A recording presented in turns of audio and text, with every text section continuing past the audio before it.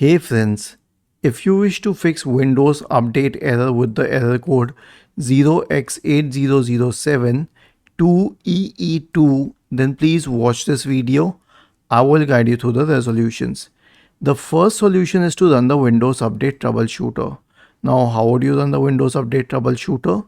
So, you have to right click on the start button, select settings from the menu, go to the System tab on the list on the left hand side, select Troubleshoot in the right pane, Other Troubleshooters, and click on Run corresponding to the Windows Update Troubleshooter.